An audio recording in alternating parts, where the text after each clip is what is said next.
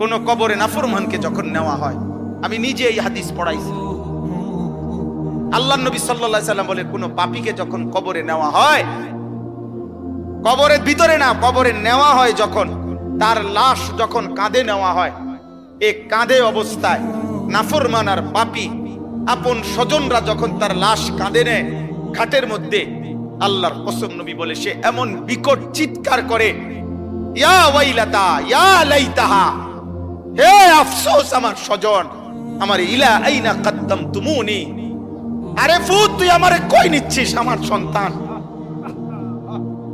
আমার ভাই তুই আমারে কান্দে নিয়ে ওদিকে নিচ্ছিস কেন? মনে আমারে মাইরা ফেলবে তো, আমারে কবরে দিস না রে আব্বা,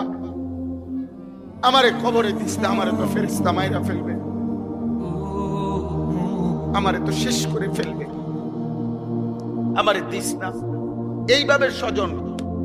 নিজের স্বজন ডাকে যে, কারণ আপন জনরাই তো লাশ কাঁধে নেয়, আপন জনদেরকে ডাক দে, আব্বা এটা করিস না, আব্বা আমারে নিস না ওইদিকে। আল্লাহর নবী বলেন পৃথিবীর সমস্ত মানুষ যদি একসাথে শুনতো, এক মাঠে দাঁড়াইয়া একত্রে, খোদার কসম নবী বলছে আদম থেকে ইসরাফিলের ফু পর্যন্ত সমস্ত মানুষ যদি এক মাঠে থেকে একবার জীবনে এই পাপীর চিৎকার একবার শুনতো, আল্লাহর নবী বলেন লাসাইকা, তাহলে সমস্ত মানুষ একসাথে চিৎকার দিয়া বেহুশ হয়ে যেত।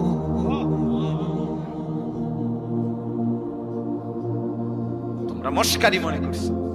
শেষ পর্যন্ত দিন শেষে মিলাইয়া দেখো অর্জন তো কিছুই নাই। যত নারী দেখছো কেউ তোমার আপন না, মোবাইলের নর্তকী তো তোমার না, নর্তকী তো তোমারে ধোকা দিছে, আপন নর্তকী তো তোমারে ধোকা দিছে, সিনেমার নর্তকী তো তোমার না, রাস্তার বেপর্দা মেয়েটা তো তোমার না, তোমার কিচ্ছু না, সে তো রূপ যৌবনের ফেরি করে। হ্যাঁ,